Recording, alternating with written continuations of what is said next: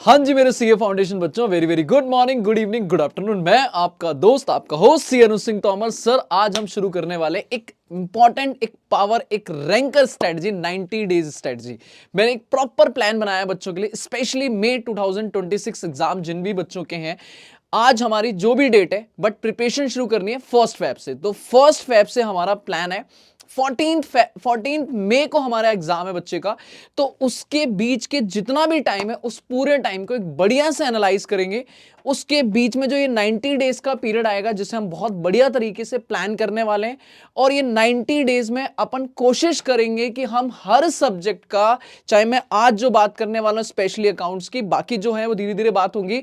90 days में हम 3 revision पूरा अच्छे से लेने वाले। बट सर हम क्या 3 रिवीजन बाद एग्जाम में जाएंगे? नहीं, हम करेंगे पूरे 5 रिवीजन, पर इन 90 डेज में 3, उसके बाद 4th और 5th। तो आओ मैं एक बार दिखाता हूं आपको। लेट्स पहले शुरू करते हैं जल्दी से। चलो जी, लेट्स बिगिन मेरे बच्चों, शुरू करते हैं वीडियो।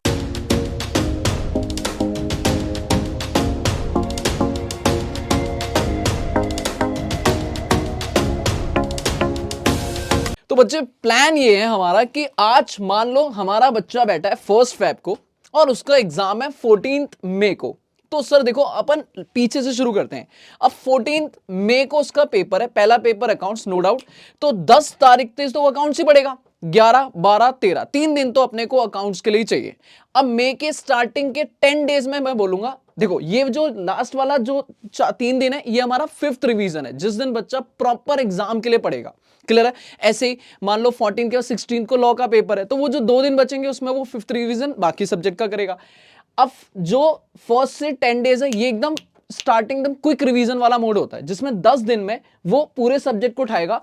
अकाउंट्स को स्टार्टिंग के 3 दिन खत्म, फिर लॉ 3 दिन, इको क्यूए 2-2 दिन, मतलब 10 दिन में वो पूरा एक बार क्विक रिवीजन करेगा। तो इसके बारे में तो हम बाद में भी बात करेंगे, इवन में लाइव सेशंस वगैरह बैठेंगे, हम लोग बहुत कुछ प्लान करेंगे। तो 4th और 5th रिवीजन तो एग्जाम टाइम मई वाले टाइम पे, बट मैं आज उसका प्लान नहीं कर रहा हूं। आज हमारी स्ट्रेटजी 90 डेज। तो 90 डेज में क्या है हमारा, फैब, मार्च, अप्रैल, 3 महीने। इन 3 महीने को कैसे यूटिलाइज करना है, तो इसके लिए हम जो प्लान करने वाले हैं उसे मैंने पूरे 90 डेज को, ड्यूरेशन को डिवाइड किया है 40, 30, 20। मतलब 40 दिन में पहला रिवीजन, 30 दिन में सेकंड रिवीजन और 20 डेज में थर्ड रिवीजन।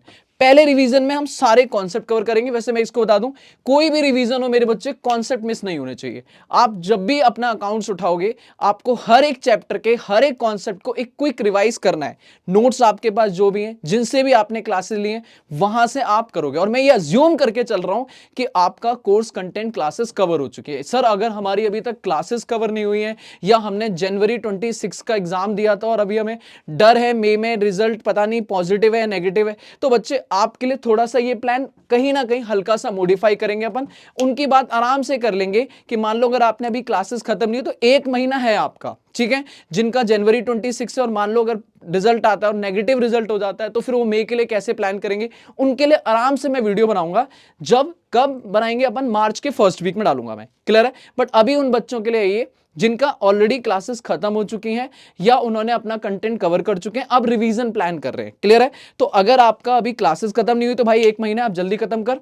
और अगर आपको लगता है कि नहीं सर मेरा अभी रिजल्ट जनवरी 26 है और मैं अगर मेरे को दोबारा देना पड़ा, तो उनकी बात अपन मार्च में करेंगे जब रिजल्ट आएगा। अभी उन बच्चों का दोबारा डिस्क्लेमर दे रहा हूं, सिर्फ उनका जिनको रिवीजन करना है, क्लासेस खत्म, रिवीजन करना। नाउ अब 40 डेज का फर्स्ट रिवीजन में उसे क्या करना है, सारे कॉन्सेप्ट करने प्लस स्टडी मटेरियल। सर जितने भी आपके स्टडी मटेरियल क्वेश्चन है उनको उठाओ और करो। ठीक है सर, क्या प्रॉपर करके देखने? हाँ प्रॉपर करके देखने। हो सकता है कुछ क्वेश्चन आप डायरेक्टली ऑडिट स्कैन कर लो कि हाँ भाई इसका आंसर देखा, क्लियर है, लेकिन मोस्ट प्रॉब्ली क्वेश्चन आप सारे करो। फिर दूसरे रिवीजन में आपको कॉन्सेप्ट तो करने ही करने, फिर सिलेक्टेड क्वेश्चन करने हैं कि स्टडी मैट के कुछ क्वेश्चन हो गए, कुछ पीवाईक्यू हो गए, ज्यादा नहीं, कुछ सिलेक्टेड क्वेश्चन रिवीजन। तो अपना दिन भी कम हो जाएगा, अपनी मेहनत भी कम हो जाएगी। 20 डेज में सिर्फ पीवाईक्यू और आरटीपी, कॉन्सेप्ट, पीवाईक्यू, आरटीपी, ये भी करके देखना है। ये सब करके देखना है मेरे बच्चे, सॉल्व करना है अकाउंट्स में। उसके बाद जो मई वाला होगा ना, उसमें तू ऑडिट लगा लियो, उसमें कुछ नहीं हाथ चलाना, पेन नहीं चलाना, क्वेश्चन नहीं करना, सिर्फ ऊपर से देखना है। बट ये 3 रिवीजन में पेन चलेगा, दबा के चलेगा पेन। ठीक है? अब सर ये तो हो गया स्ट्रेटजी का, आपने बता दिया कि ऐसे करना है। बट सर हम किस चैप्टर को कितने टाइम देंगे? इस 40 डेज में हम कौन सा चैप्टर पहले पढ़े, कौन सा बाद में पढ़े? आओ इसका भी प्लान है सर। ये लो, पूरे 40 डेज में आपको अकाउंट्स में हर दिन डेली उठाना है अपने सारे सब्जेक्ट, चाहे वो अकाउंट्स हो, चाहे वो लॉ हो, चाहे वो इको है, चाहे वो क्यू हो, सारे सब्जेक्ट उठेंगे। अकाउंट्स को मैं कहूंगा सिर्फ 3 घंटे देना, बाकी सब्जेक्ट बाकी टीचर्स आपको धीरे धीरे वीडियो बनाएंगे और डालते रहेंगे, ठीक है। 3 घंटे अकाउंट्स डेली देने आपको, सिर्फ 3 घंटे मांग रहा हूं मेरे बच्चे, 3 घंटे, क्लियर है। अब 3 घंटे क्या करना है आपको, सर स्टार्ट विद बीआरएस, छोटा चैप्टर मजा, 6 घंटे 2 दिन, 2 दिन में खत्म बीआरएस। पहले दिन अपना नॉर्मल कर लो, दूसरे दिन एडजस्टेड कैश बुक और पासबुक निपटा दो। डेप्रीशिएशन 3 दिन 9 घंटे, 3 घंटे बैठो जल्दी से, 9 घंटे में सारे स्टडी मटेरियल के क्वेश्चन, सारे कॉन्सेप्ट खत्म। फिर बिल ऑफ एक्सचेंज 9 घंटे 3 दिन, फिर अगेन 2 दिन आपने नॉर्मल पे लगा दो, 1 दिन अकोमोडेशन पे लगाओ, खत्म। सर उसके बाद कंपनीज अकाउंट में अपने सारे यूनिट, भाई share, bonus, redemption of preferential debenture, total मिला के 8 दिन में निपटाओ। अभी 8 दिन में कैसे निपटाना इतना आप दिमाग लगा सकते हो, ठीक है। 24 घंटे 8 दिन में अपना पूरा कंपनी अकाउंट निपटा दो। फाइनल अकाउंट उसके बाद उठाओ 9 घंटे 3 दिन, 3 दिन में काफी आराम से निपट जाएगा। 1 दिन कॉन्सेप्ट मैन्युफैक्चरिंग पे लगा दो, 2 दिन अपना नॉन मैन्युफैक्चरिंग कंपनी में भर के प्रैक्टिस कर लो, बात खत्म। सारे स्टडी मैट के क्वेश्चन हो सकते हैं सर, स्टडी मैट में तो बड़े बड़े क्वेश्चन है, कैसे सॉल्व होंगे, अरे 2-4 कर ले, 3-4 कर ले, बाकी 1-2 ऑडिट टेक्निक से कर ले, आंसर देख ले। सर एनपीओ 4 दिन दे दिए मेरे बच्चे, 12 घंटे 4 दिन, इसका स्क्रीनशॉट लेना ले ले, ये तो मैं बस बता रहा हूं, बाकी तू खुद भी अप्लाई कर सकता है कॉपी में लगा के। इन्वेंट्री 6 घंटे 2 दिन, रेक्टिफिकेशन 6 घंटे 2 दिन, पार्टनरशिप 24 घंटे, भाई बड़ा पार्टनरशिप और कंपनी 8-8 दिन दे दिए, काफी है भाई। पार्टनरशिप बोले तो पूरा फंडामेंटल से लेके डिसोल्यूशन पूरा कर दे। अकाउंटिंग प्रोसेस लास्ट में उठा, general entry, cash book, trial balance वगैरह लास्ट में, और फिर अपनी थ्योरी पढ़ ले थोड़ा सा। 6 घंटे 2 दिन, 2 दिन भी बहुत है, अप्रोक्सीमेटली 120 घंटे हैं। 40 दिन का फर्स्ट रिवीजन प्लान है, ठीक है। पूरा करके चल, 3 घंटे पढ़ने, 40 दिन में बढ़िया से पूरी अकाउंट्स निपट जाएगी। अगले 30 दिन में क्या करेगा, ये 11 चैप्टर सब में 1-1 दिन कम कर दे, बात खत्म। सब में 1-1 दिन कम कर दे, ये लगा ले जो 2 दिन में करना है वो 1 दिन में करना है, जो 3 दिन में करना है वो 2 दिन में करना है, खत्म कर फटाक से। उसके बाद अगले 20 दिन में और थोड़ा क्वेश्चन टाइम कम हो जाएगा, तो 1-1 दिन में काम खत्म हो जाएगा। तो वो तू आगे कर सकता है, मैंने 40 दिन का प्लान बना दिया, तू 30 दिन का बना दे, फिर अगला 20 दिन का, और अगर बोलेगा तो कमेंट सेक्शन कर दियो, आगे 30 दिन वाला भी बना दूंगा, बट पहले 40 दिन तो पूरा कर, पहले इन 40 दिन को डेडिकेटेड कर ले, बस इतना सा ही प्लान है भाई।